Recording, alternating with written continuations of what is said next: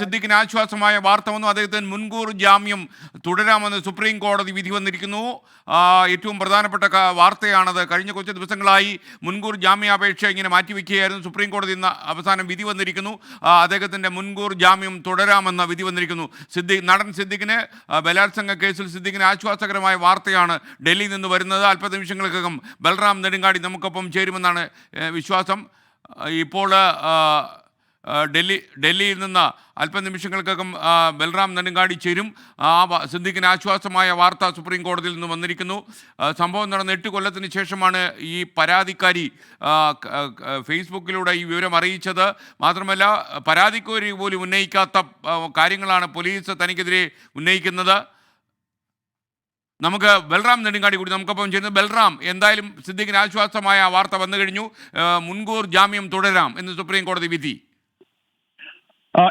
തീർച്ചയായും സിദ്ദിഖിനെ സംബന്ധിച്ചിടത്തോളം ഏറെ ആശ്വാസകരമായ ഒരു തീരുമാനം തന്നെയാണ് സുപ്രീം കോടതിയിൽ നിന്നും ഉണ്ടായിരിക്കുന്നത്. സിദ്ദിഖിന് മുൻകൂർ ജാമ്യം ലഭിച്ചിരിക്കുന്നു. അതേസമയം സിദ്ദിഖിന്റെ പാസ്പോർട്ട് ഉൾപ്പെടെ സമർപ്പിക്കേണ്ടതുണ്ട്. കൂടാതെ ജാമ്യ വ്യവസ്ഥകൾ അത് വിചാരണ കോടതി ആയിരിക്കും ജാമ്യ വ്യവസ്ഥകൾ നിശ്ചയിക്കുക എന്നും സുപ്രീം കോടതി വ്യക്തമാക്കിയിരിക്കുകയാണ്. സിദ്ദിഖിനെ സംബന്ധിച്ചിടത്തോളം ഏറെ ആശ്വാസകരം തന്നെയാണ് ഈ തീരുമാനം എന്നുള്ളത്. അതേസമയം ഈ പ്രോസിക്യൂഷനെ കൂടി കേട്ട ശേഷം മാത്രമേ ജാമ്യ വ്യവസ്ഥകൾ നിശ്ചയിക്കാവൂ എന്നാണ് സംസ്ഥാനത്തിന്റെ അഭിഭാഷകൻ സുപ്രീം കോടതിയെ അറിയിച്ചിരിക്കുന്നത്. ഇന്ന് നീണ്ട വാദപ്രതിവാദങ്ങൾ തന്നെ ഈ കേസുമായി ബന്ധപ്പെട്ട് ഉണ്ടായി. പ്രധാനമായും മുകുൾ റോത്തഗി, സിദ്ദിഖിന്റെ മുതിർന്ന അഭിഭാഷകനായ മുകുൾ റോത്തഗി തന്നെയാണ് ഈ കേസിൽ വാദങ്ങൾ ആരംഭിച്ചത്. 2020 സെപ്റ്റംബർ 20 ഈ ആരോപണം അഭിമുഖത്തിൽ ഈ ആരോപണം ഉന്നയിച്ചിരുന്നുവെന്നും 2016 അതായത് 8 വർഷം മുമ്പ് നടന്ന സംഭവം എന്ന പേരിലാണ് ഈ പരാതികൾ ഉയർന്നു വന്നത് എന്നും തൻ്റെ കക്ഷി ഒരു മുതിർന്ന പൗരനാണ്, 66 വയസ്സായി അദ്ദേഹത്തിന് എന്ന കാര്യങ്ങൾ ഉൾപ്പെടെ സിദ്ദിഖിന്റെ അഭിഭാഷകൻ മുകുൾ റോത്തഗി കോടതിയിൽ ചൂണ്ടിക്കാണിക്കുകയായിരുന്നു. എന്നാൽ പരാതി ഉയർന്നതാകട്ടെ 2024 ഓഗസ്റ്റിൽ മാത്രമാണ്. ഈ ആരോപിക്കപ്പെടുന്ന സംഭവം നടക്കുമ്പോൾ പരാതിക്കാരിയുടെ പ്രായം എത്രയായിരുന്നു എന്ന് കോടതി ആരാഞ്ഞു. അത് 19 വയസ്സ് 21 വയസ്സ് എന്ന 2 തരത്തിലുള്ള വാദങ്ങളാണ് പരാതിക്കാരിയുടെ അഭിഭാഷകയും ഒപ്പം തന്നെ സിദ്ദിഖിന്റെ അഭിഭാഷകനും കോടതിക്ക് മുന്നിൽ വെച്ചത്. ഈ സംഭവം നടക്കുമ്പോൾ പരാതിക്കാരി എങ്ങനെയാണ് ഈ കൂടിക്കാഴ്ച എന്നത് അടക്കമുള്ള കാര്യങ്ങൾ സംബന്ധിച്ച് ഒരു സിനിമയുടെ പ്രിവ്യൂവിനായി നീള തിയേറ്ററിൽ വെച്ചായിരുന്നു ഇരുവരും കണ്ടത്. താൻ അവിടെ പോയിരുന്നു എന്ന കാര്യം സിദ്ദിഖ് കോടതിയിൽ അംഗീകരിച്ചു. അതേസമയം പരാതിക്കാരി മാതാപിതാക്കളോടൊപ്പം അവിടെ എത്തിയിരുന്നു എന്നും സിദ്ദിഖ് സുപ്രീം കോടതിയെ അറിയിക്കുകയായിരുന്നു. തുടർന്ന് എന്നാൽ സംസ്ഥാനം ഇക്കാര്യത്തിൽ ഉന്നയിച്ചത് സാധാരണ രീതിയിൽ സിനിമയുടെ പ്രിവ്യൂവിന് മുതിർന്ന താരങ്ങളെ യാണ് ക്ഷണിക്കാറുള്ളത്. ഇത്തരത്തിൽ ഫേസ്ബുക്കിലൂടെ സിദ്ദിഖ് ക്ഷണിച്ചതനുസരിച്ചാണ് ഈ പ്രിവ്യൂവിനായി എത്തിയത് എന്ന് കോടതിയെ അറിയിച്ചു. അതേസമയം മാതാപിതാക്കളോടൊപ്പമായിരുന്നു പരാതിക്കാരി അവിടെ എത്തിയത് എന്ന് കോടതി ആരായുകയായിരുന്നു. അത് അംഗീകരിച്ചു. ഒപ്പം തന്നെ ഈ ഫേസ്ബുക്ക് വഴിയാണ് സിദ്ദിഖ് തൻ്റെ പരാതിക്കാരിക്ക് യുമായി ബന്ധപ്പെട്ടത് എന്ന കാര്യം സംസ്ഥാനം കോടതിയെ അറിയിക്കുകയായിരുന്നു.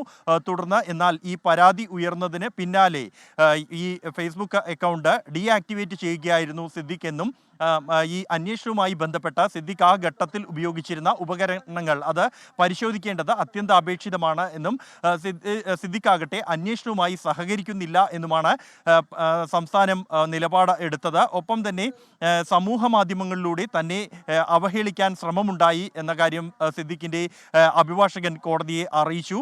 2020 സെപ്റ്റംബർ 23 നൽകിയ അഭിമുഖം, അതിനു മുമ്പായി 2 ഘട്ടങ്ങളായി ഫേസ്ബുക്ക് പോസ്റ്റുകൾ വഴിയും ഇത്തരത്തിൽ ശ്രമം ഉണ്ടായിരുന്നു. മറ്റ് പലർക്കും എതിരെ ഇത്തരത്തിൽ ആരോപണങ്ങൾ ഉയർന്നു വന്നിട്ടുണ്ട് എന്ന കാര്യം ഉൾപ്പെടെ സുപ്രീം കോടതിയുടെ ശ്രദ്ധയിൽപ്പെടുത്തി. കൂടാതെ ഈ വിഷയത്തിൽ സിദ്ദിഖാണ് നേരത്തെ പരാതി നൽകിയത് എന്ന കാര്യവും സുപ്രീം കോടതിയെ അറിയിച്ചു. കൂടാതെ സിനിമാ മേഖലയിലെ 2 സംഘടനകൾ തമ്മിലുള്ള സംഘർഷം അത് ഈ പരാതിക്ക് കാരണമായി എന്ന് സിദ്ദിഖിന്റെ അഭിഭാഷകൻ കോടതിക്ക് മുന്നിൽ ഉന്നയിച്ചു. അമ്മയുടെ ജനറൽ സെക്രട്ടറിയാണ് സിദ്ദിഖ്.